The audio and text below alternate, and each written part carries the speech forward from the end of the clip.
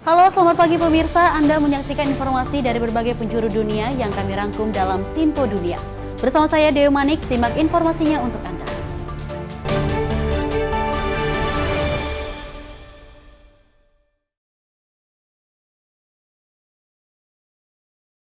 Berita utama kita pemirsa, Presiden Amerika Serikat terpilih Donald Trump telah mengisyaratkan keinginannya untuk menyudahi konflik di Gaza dengan cepat. Trump mengatakan pembalasan dahsyat akan terjadi jika Hamas tidak membebaskan sanderanya pada 20 Januari pada hari dia menjabat.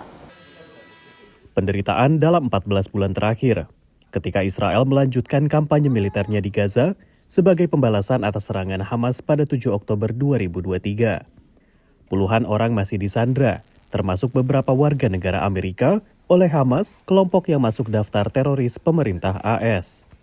Presiden terpilih Donald Trump mengatakan jika para sandera tidak dibebaskan sebelum dia menjabat pada 20 Januari, maka pembalasan luar biasa menanti. They're going to have to determine what that means. But it means it won't be pleasant. Trump mengklaim berandil atas gencatan senjata bulan lalu antara Israel dan Hizbullah di Lebanon, yang ditengahi oleh Amerika Serikat dan Prancis. Namun di Gaza tidak jelas apa yang dia rencanakan. President Trump may in fact have some resources that they can deploy to the Gaza Strip to place military pressure on Hamas. I fail to see how that will be significantly harsher than what the Israelis have brought to bear over the last 14 months. Still, there could very much so be another element, which I hope that's not the approach, to maybe squeeze some of that humanitarian aid going in. Sementara itu, pemerintahan Joe Biden yang akan lengser mendorong lebih banyak bantuan kemanusiaan masuk ke Gaza, serta bekerja sampai menit terakhir untuk mencapai gencatan senjata. Presiden Joe Biden memiliki waktu kurang dari 1 bulan sebelum digantikan oleh Donald Trump. Menlu AS Antony Blinken mengatakan pihaknya tidak ingin Hamas berkuasa. Gaza has to be translated into something different that ensures that Hamas is not in any way in charge, that Israel doesn't have to be, and that there's something coherent that follows that enables the governance, the security, the reconstruction of Gaza. Tujuan itu masih di luar jangkauan, meskipun ada dorongan diplomatik terbaru antara Washington dengan Turki, Mesir, dan Qatar. Analis mengatakan gencatan senjata masih belum pasti sebelum atau sesudah Trump dilantik pada Januari. Tetapi masa transisi dipandang oleh musuh sebagai momen penuh peluang. And so the imperative on us, both the outgoing Biden administration, the incoming Trump administration, has to be to lash up more tightly than is typical, to spend more time together than is typical, and to try to ensure we are sending a common, clear message to both friends and adversaries in the Middle East. Baik presiden yang akan lengser Joe Biden maupun yang akan menjabat Donald Trump memiliki pesan serupa bahwa Amerika Serikat ingin konflik berakhir. Sejauh ini, pihak-pihak yang bertikai tidak mendengarkan. Dari Washington DC, demikian laporan tim VOA. Kita beralih dengan informasi berikut ini, pemirsa. Pergantian tahun sering ditandai keinginan memperbaiki diri dan juga mengurangi kebiasaan buruk. Namun beragam survei menunjukkan kebiasaan baru di awal tahun belum tentu bertahan hingga akhir tahun. Lalu kiat apa saja yang disarankan psikolog untuk memudahkan orang menepati resolusi tahun baru? Berikut informasinya. Setiap pergantian tahun, banyak warga Amerika Serikat mencanangkan resolusi tahun baru. Just try to be more healthy, cut back on my drinking and cigar smoking, try to save up on some money, and overall try to live a better life. The usual, lose weight, drink less, exercise more. Setiap orang juga punya kiat sendiri untuk menepati resolusi tahun barunya. Like I said, when I would start it on a certain day, then it felt like it was a task and you had to do it. But if you just try and live your life that way every day and give yourself a break now and then, you don't have to do it every day. I found that I stick to those things longer. Punish yourself, if you do something like eat a bunch of candy or a bunch of desserts and stuff, at a holiday party or something like that, set it up, go run. Seperti tahun-tahun sebelumnya, resolusi seputar kesehatan fisik dan seputar keuangan masih menjadi resolusi tahun baru teratas untuk tahun 2025.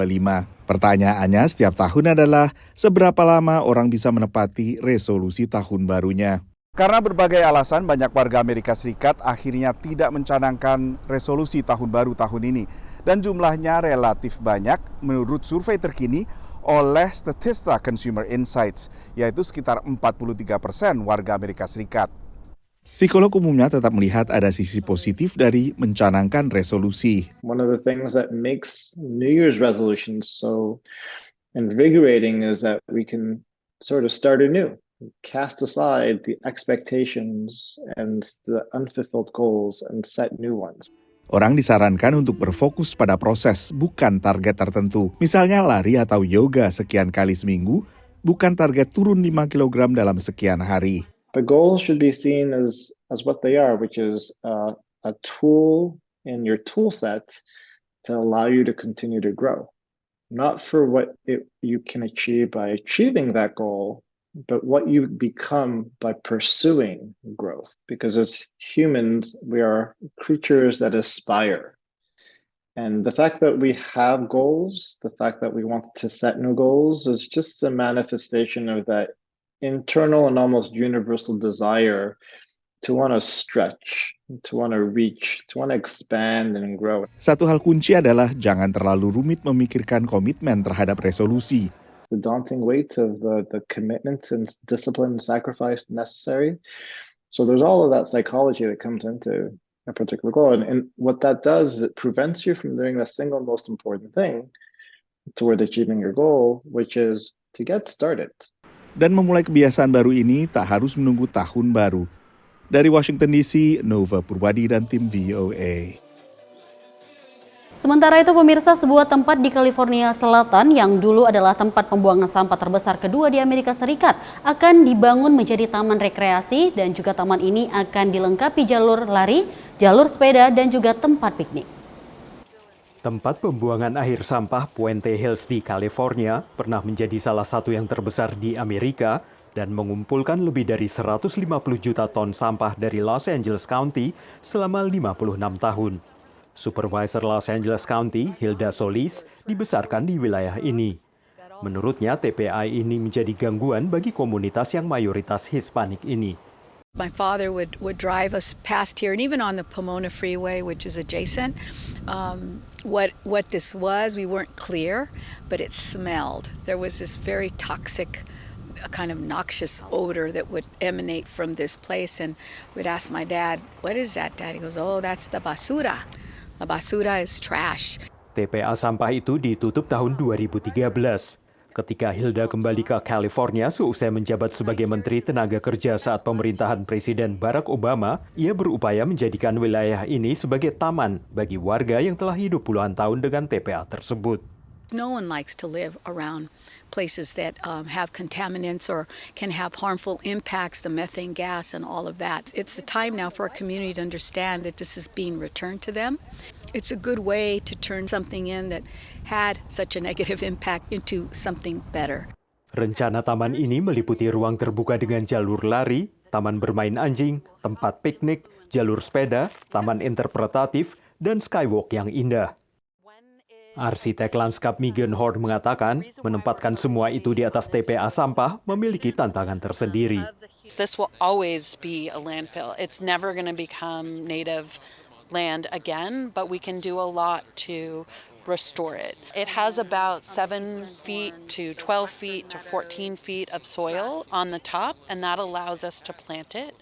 Planting it is actually part of some of the safety environmental control systems.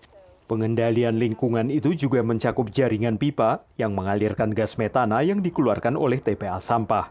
Direktur Pertamanan dan Rekreasi Los Angeles County tinggal di wilayah ini. That methane is turned into energy that is put out into the grid. And we have teams of engineers. We will continue to monitor. We will continue to co-manage this park to ensure its safety.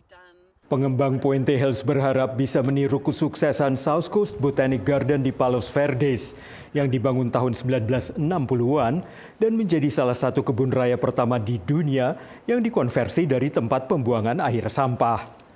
Sementara Puente Hills Regional Park akan mulai dibangun tahun 2025 dengan target bisa dibuka pada saat Olimpiade musim panas tahun 2028 digelar di Los Angeles. Dari Washington DC, saya Helmi Yohanes dan tim VOA. Kita lanjut informasi berikut ini. Wacana dedolarasi kembali menggaung di antara negara anggota BRICS, kelompok geopolitik negara emerging markets. Namun pengamat pesimis dolar akan dapat digantikan oleh mata uang lain ataupun mata uang bersama. Ketidakpercayaan dan perbedaan di antara negara anggota BRICS seperti India dan Tiongkok jadi batu sandungan besar untuk bisa sepakat akan mata uang gabungan, menurut pengamat.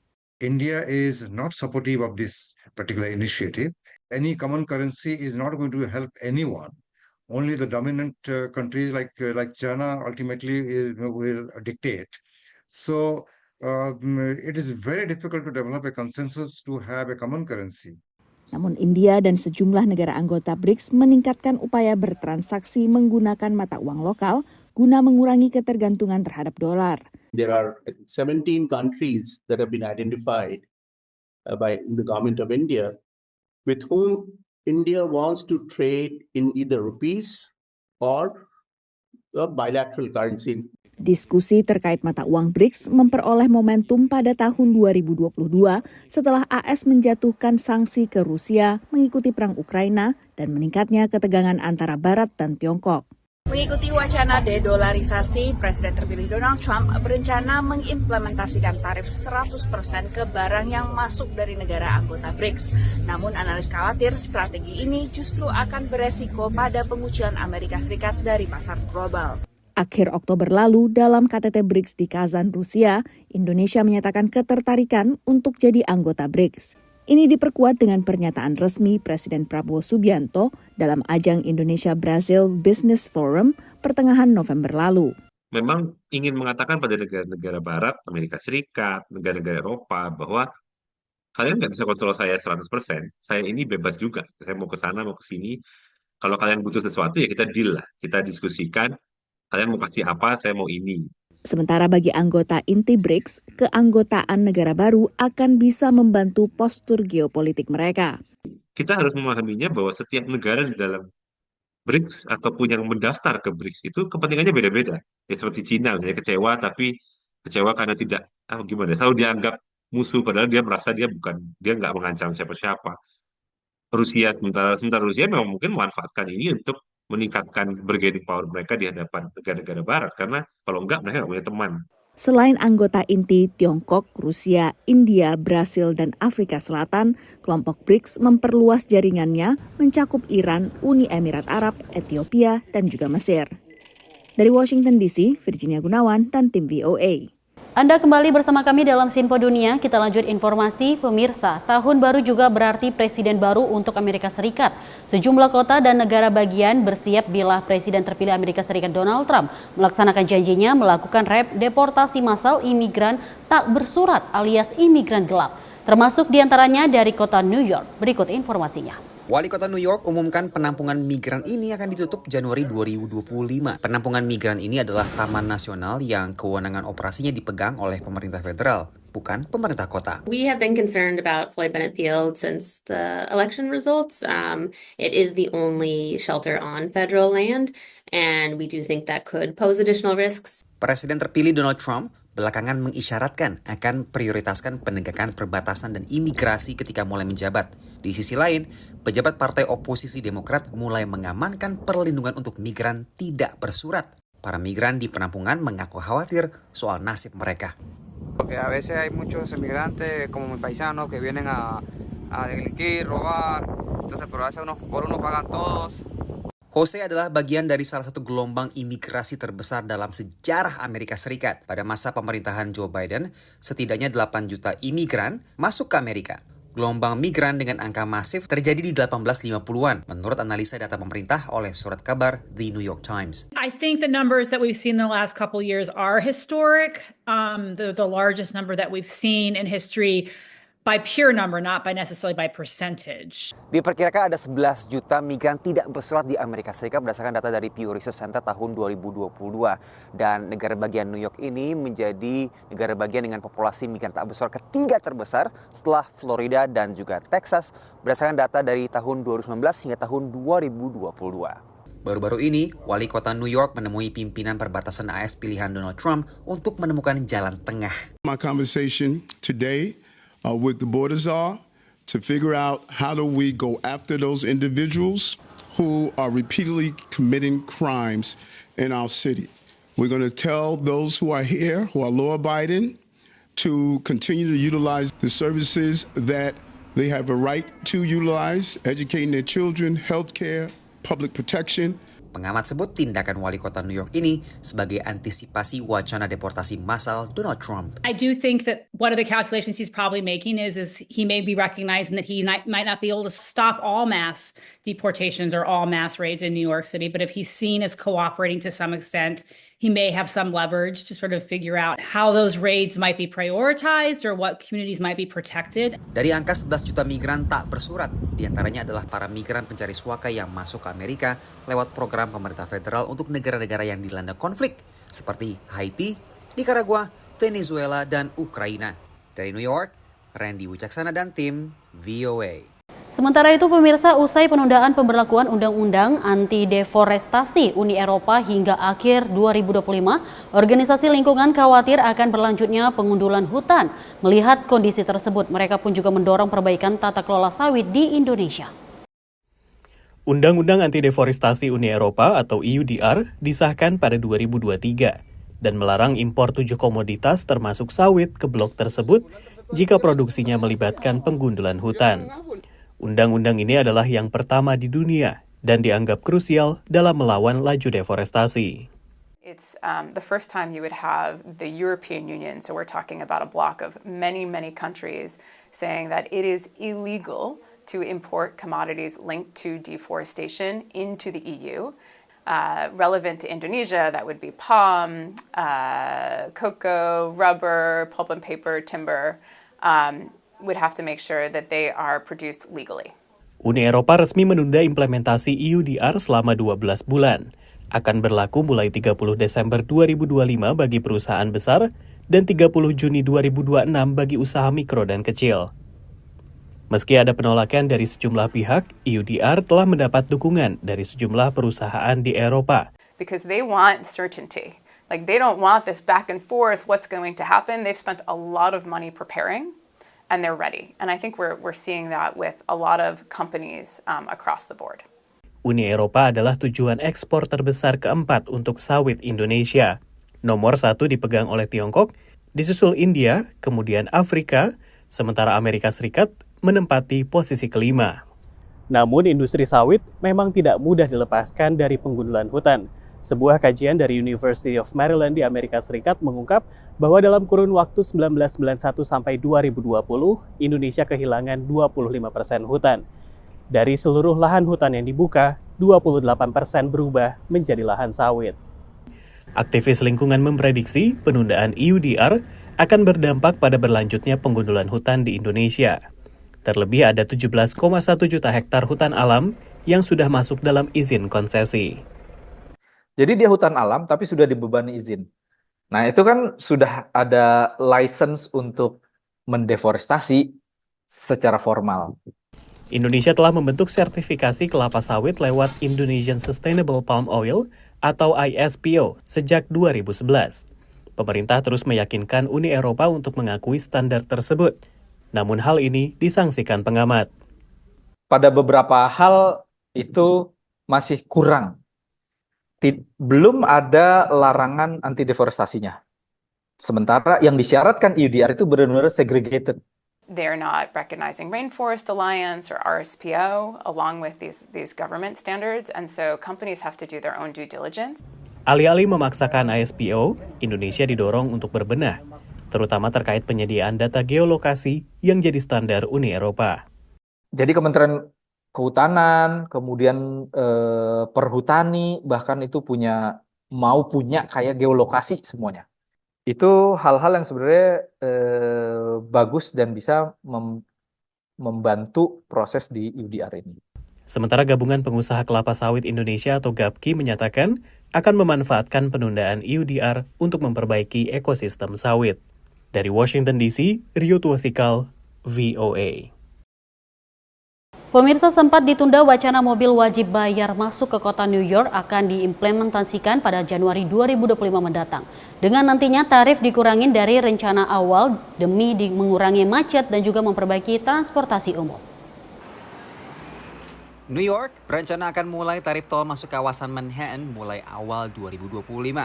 Rencana ini seharusnya dilakukan pada akhir Juni 2024, namun mendadak ditunda oleh Gubernur New York. Seperti niat awalnya, pengenaan tarif tol masuk kota ini juga untuk mendanai transportasi umum kota New York. We have found a path to fund the MTA, reduce congestion, and keep millions of dollars in the pockets of our commuters. It was $15 before, and now it is $9. That is a 40% reduction.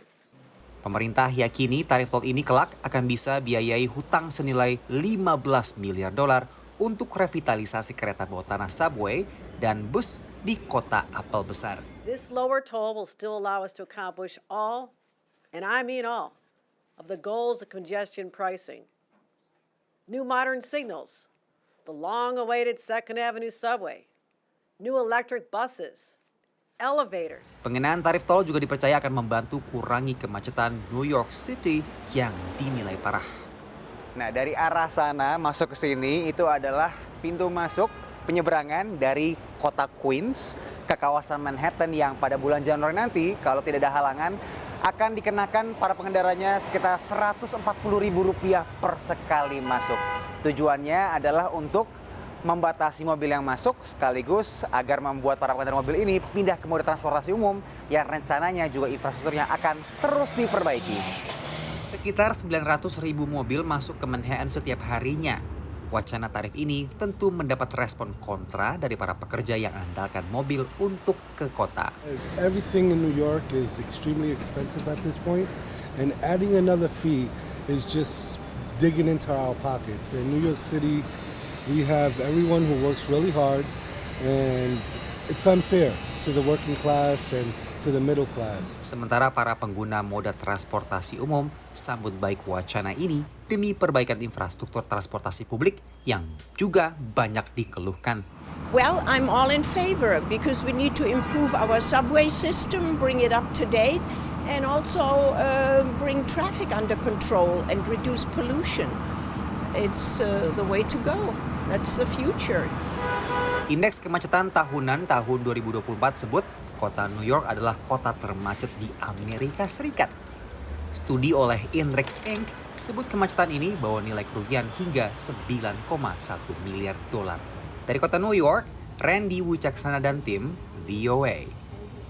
Pemirsa, informasi tadi menutup perjumpaan kita dalam Sinfo Dunia kali ini. Saya Dewi Manik dan mewakili seluruh kerabat kerja pamit undur diri.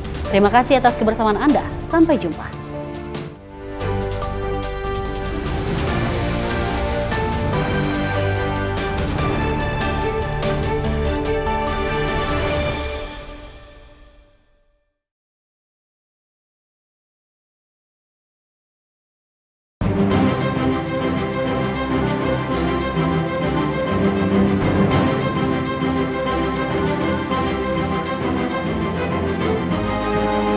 Sinfo TV, News, Sport, Entertainment.